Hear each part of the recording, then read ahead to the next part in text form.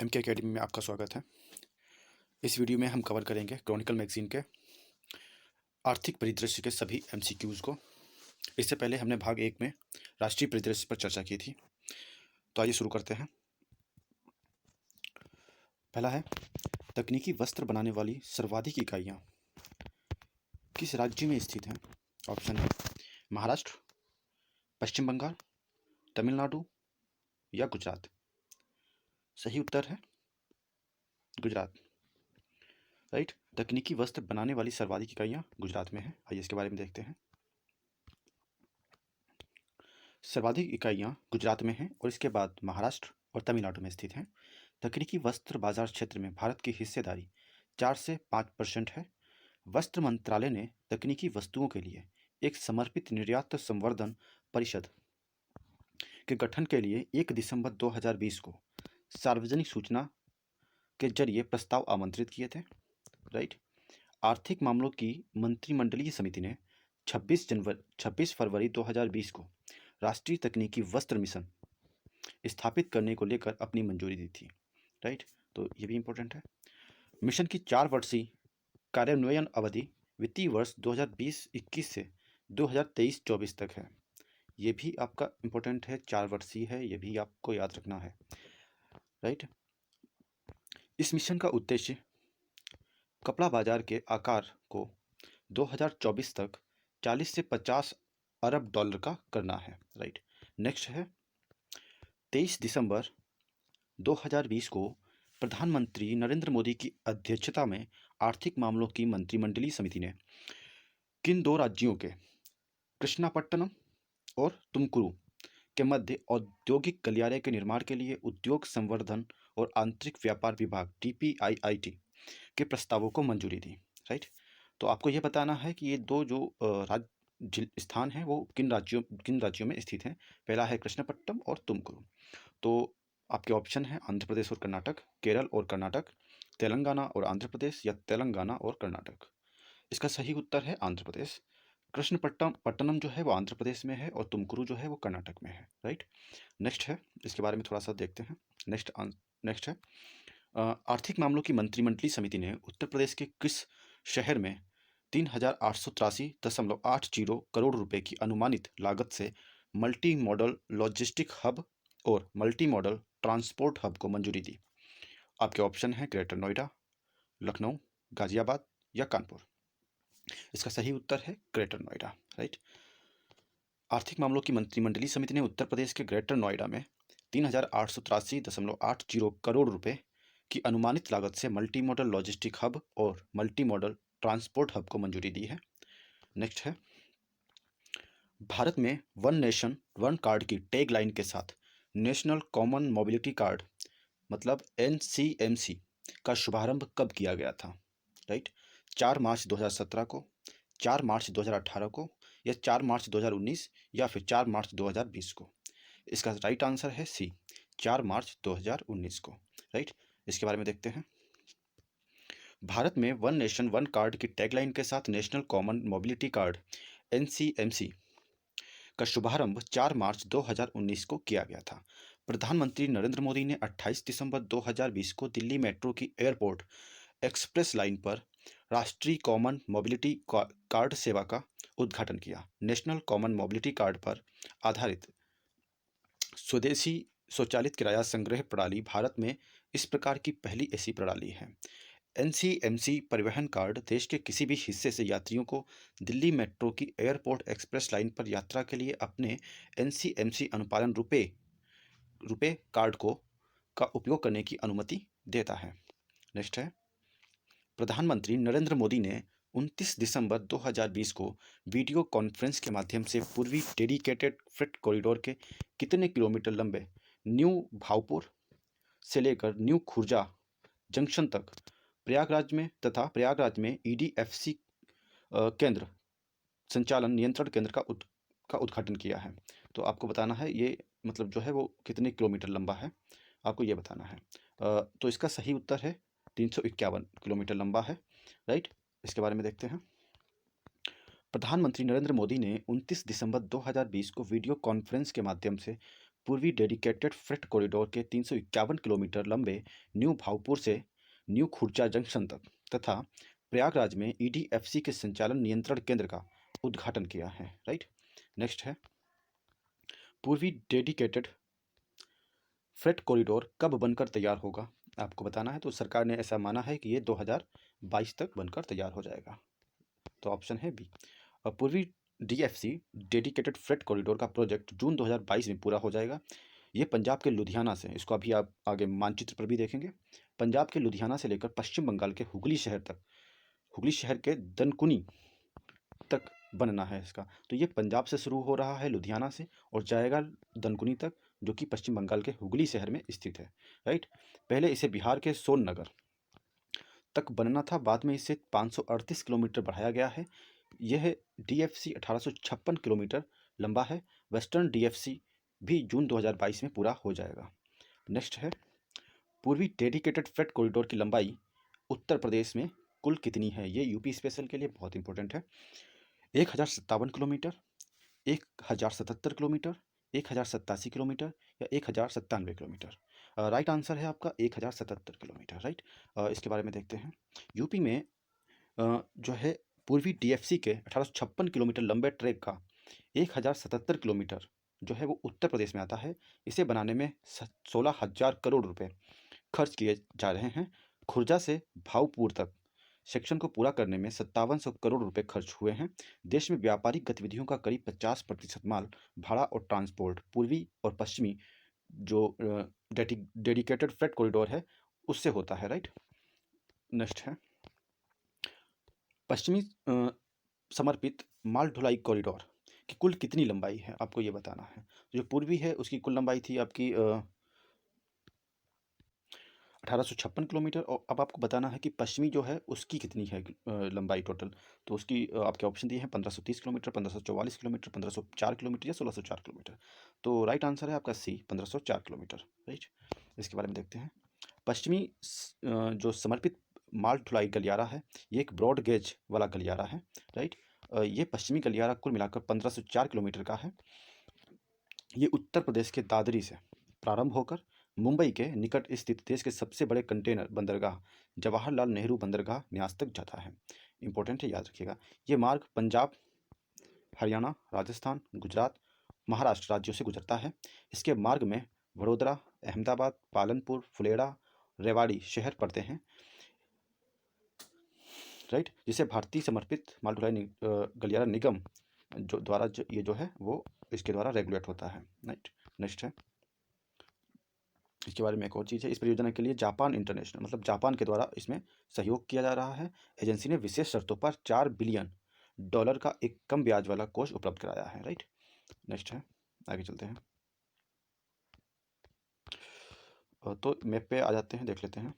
ये आपका जो है ये है आपका पूर्वी ईस्टर्न फ्रेट कॉरिडोर और ये है आपका वेस्टर्न फ्रेट कॉरिडोर। राइट, तो जो ये वाला है आपका इसकी कुल लंबाई है 1856 किलोमीटर और ये इसकी जो लंबाई है वो है 1504 किलोमीटर। राइट, ये जो है आपका लुधियाना से शुरू होता है और जाता है दनकुनी तक। राइट, और ये जो है यूपी के दादरी से शुरू होता है और जाता है जवाहरलाल नेहरू पोर्ट तक मुंबई में। राइट, तो ये हमने मैप पर देखा। आगे चलते हैं। आपको बताना है भारत में बैंकिंग की प्रवृत्ति और प्रगति रिपोर्ट 2019-20 किसके द्वारा जारी की गई। आपके ऑप्शन है वित्त आयोग, नीति आयोग, विश्व बैंक, भारतीय रिजर्व बैंक। तो राइट आंसर है आपका डी, भारतीय रिजर्व बैंक द्वारा जारी की जाती है। इसको थोड़ा विस्तार से हम देखेंगे यहाँ पे। भारतीय रिजर्व बैंक ने आज बैंककारी विनिमय अधिनियम 1949 की धारा 36(2) के अनुपालन में एक सांविधिक प्रकाशन भारत में बैंकिंग की प्रवृत्ति और प्रगति रिपोर्ट 2019-20 जारी की। ये रिपोर्ट 2019-20 और 2020-21 की अब तक की अवधि के दौरान सहकारी बैंकों और गैर बैंकिंग वित्तीय संस्थाओं सहित बैंकिंग क्षेत्र के कार्य निष्पादन को प्रस्तुत करती है। इस वर्ष की रिपोर्ट का व्यापक विषय ये आपके लिए इम्पोर्टेंट होगा कि इसका विषय पूछ सकता है कि जो विषय है वो है बैंकिंग और गैर बैंकिंग क्षेत्रों पर कोविड-19 का प्रभाव और आगे के उपाय। रिपोर्ट के मुख्य अंश नीचे दिए गए हैं, देख लेते हैं, एक बार नजर डाल देते हैं। एससीबी की सकल गैर निष्पादित परिसंपत्ति अनुपात मार्च 2019 के अंत में 9.1% से घटकर मार्च 2020 के अंत में 8.2% और सितंबर 2020 के अंत में 7.5% पर आ गया है। नेक्स्ट इसमें बताया गया है कि एससीबी की जोखिम भारित परिसंपत्तियों की तुलना में पूंजी अनुपात मार्च 2019 के अंत में 14.3% से मजबूत होकर मार्च 2020 के अंत में बढ़कर 14.7% और सितंबर 2020 के अंत तक 15.8% हो गया है, जो कि आंशिक रूप से सार्वजनिक क्षेत्र के बैंकों के पुनर्पूंजीकरण और दोनों सार्वजनिक और निजी क्षेत्र के बैंकों द्वारा बाजार से पूंजी जुटाने से प्राप्त सहायता के कारण हुआ है। राइट। नेक्स्ट है, रिजर्व बैंक ने कोविड-19 के प्रभावों को कम करने के लिए विभिन्न नीतिगत उपाय किए हैं। ये आपके मेंस जैसे एग्जाम होते हैं वहाँ पे आप इसको कोट कर सकते हो। तो क्या क्या है, इसके विनियामक दायरे को वैधानिक संशोधन द्वारा सुदृढ़ किया है। राइट, जिसने इसे सहकारी बैंकों, गैर बैंकिंग वित्तीय कंपनियों और आवास वित्त कंपनियों पर अधिक अधिकार दिए हैं और इसने अपने पर्यवेक्षी ढांचे को संभालने के लिए कई पहल की हैं। राइट, एनबीएफसी का समेकित तुलन पत्र 2019-20 में ऋण और अग्रिमों में करीबी अवरुद्ध समृद्धि के कारण कम हो गया। हालांकि 2020-21 की पहली छमाही में कुछ सुधार दिखाई दिए। आस्ती गुणवत्ता में मामूली गिरावट के बावजूद एनबीएफसी क्षेत्र मजबूत पूंजीगत बफरों के साथ लचीला बना हुआ है। राइट। नेक्स्ट है, किसी बैंक द्वारा दिए गए ऋण का कितने दिनों तक ब्याज या मूलधन का भुगतान ना होने पर उसे गैर निष्पादित परिसंपत्ति माना जाता है। मतलब अगर कोई व्यक्ति बैंक से ऋण लेकर गया है तो वो कितने दिनों तक अगर उसे वापस ना करे या उसका ब्याज ना दे तो उसे एनपीए घोषित कर दिया जाता है या मान लिया जाता है। राइट, आपके ऑप्शन है 60 दिन, 90 दिन, 120 दिन या 180 दिन। राइट आंसर है आपका 90 दिन। अगर 90 दिन तक वो ब्याज या मूलधन नहीं जमा करता है तो उसे एनपीए मान लिया जाता है, नॉन परफॉर्मिंग एसेट मान लिया जाता है। राइट, इसके बारे में देख लेते हैं। गैर निष्पादित परिसंपत्ति एनपीए वित्तीय संस्थानों द्वारा इस्तेमाल किया जाने वाला वर्गीकरण है जिसका सीधा संबंध ऋण ना चुकाने से होता है। जब ऋण लेने वाला व्यक्ति 90 दिनों तक ब्याज या मूलधन का भुगतान करने में विफल रहता है तो उसको दिया गया ऋण गैर निष्पादित परिसंपत्ति माना जाता है। नेक्स्ट है, आपको बात करना है कि इसमें कथन दिए गए हैं तो उन पे आपको विचार करना है और आपको पता करना है कि कौन सा सही है और कौन सा गलत है। राइट, पहला है, किसी बैंक के एनपीए और कुल दिए गए ऋण राइट के अनुपात को, जो एनपीए है और जो टोटल ऋण दिया गया है उस अनुपात को सकल गैर निष्पादित परिसंपत्ति अनुपात, gross non performing assets, GNPA कहा जाता है। राइट, दूसरा है, किसी बैंक के एनपीए और कुल दिए गए ऋण के अनुपात को सकल गैर निष्पादित परिसंपत्ति अनुपात कहा जाता है। आपको बताना है केवल कथन एक सही है, केवल कथन दो सही है, उपरोक्त दोनों कथन सही हैं या उपरोक्त दोनों कथन गलत हैं। राइट, एक बार फिर देख लीजिए। तो इसका आंसर है आपका उपरोक्त दोनों कथन सत्य हैं। आगे चलते हैं। फ्लोटिंग जेट्टी के संदर्भ में आपको निम्नलिखित कथनों पर विचार करना है। फ्लोटिंग जेट्टी एक प्लेटफॉर्म या रैंप होता है जो पीपो द्वारा समर्थित होता है या मतलब पीपो द्वारा बना होता है। दूसरा है, इसे शूटिंग डॉक्स के नाम से भी जाना जाता है। अब आपके कोट दिए हुए हैं। केवल कथन एक सही है, केवल कथन दो सही है, केवल कथन एक और दो दोनों सही हैं या कथन एक और दो दोनों गलत हैं। इसका राइट आंसर है सी, दोनों कथन सही हैं।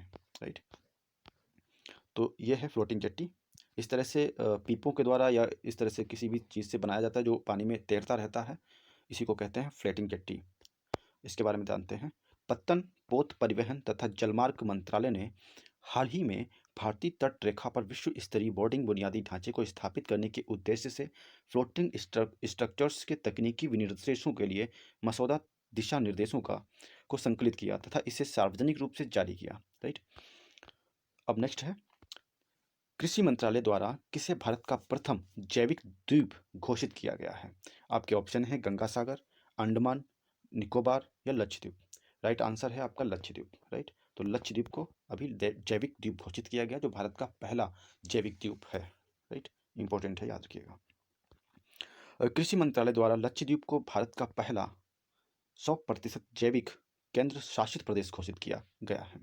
इस केंद्र शासित प्रदेश में सभी कृषि कार्य बिना सिंथेटिक उर्वरकों और कीटनाशकों के इस्तेमाल की जाती है, जो सुरक्षित खाद्य उत्पादों तक पहुंच प्रदान करती है और कृषि को पर्यावरण के अधिक अनुकूल गतिविधि बनाती है।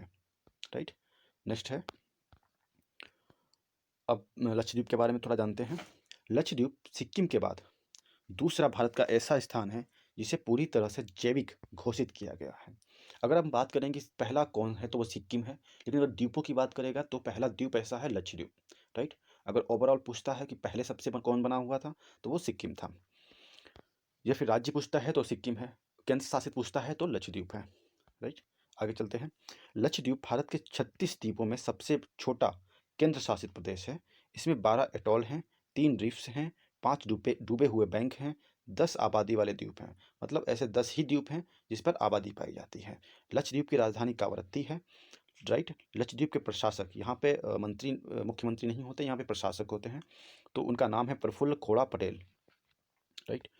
और प्रफुल्ल पटेल वर्तमान में दादर नगर हवेली और दमन और दीव के प्रशासक भी हैं। उन्हें 5 दिसंबर 2020 से लक्षद्वीप प्रशासक का कार्यभार संभाला है। राइट। नेक्स्ट चलते हैं। तो ये जो है आपका इस साइड में लक्षद्वीप स्थित है, इधर आपका अंडमान निकोबार है। राइट।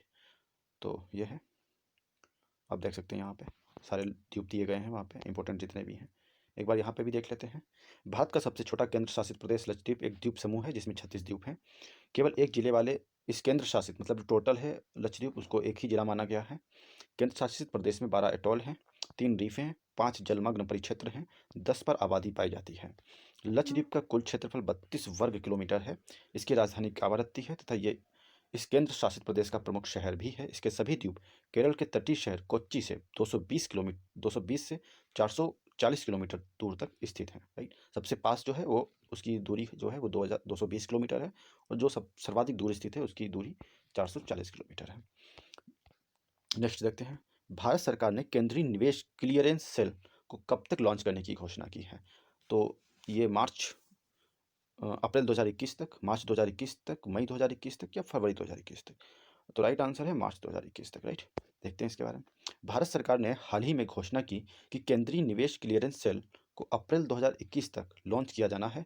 केंद्रीकृत निवेश क्लियरेंस सेल को एकल खिड़की प्रणाली के एक अभिन्न अंग के रूप में घोषित किया गया है। वाणिज्य और उद्योग मंत्रालय द्वारा सिंगल विंडो सिस्टम पर काम किया जा रहा है।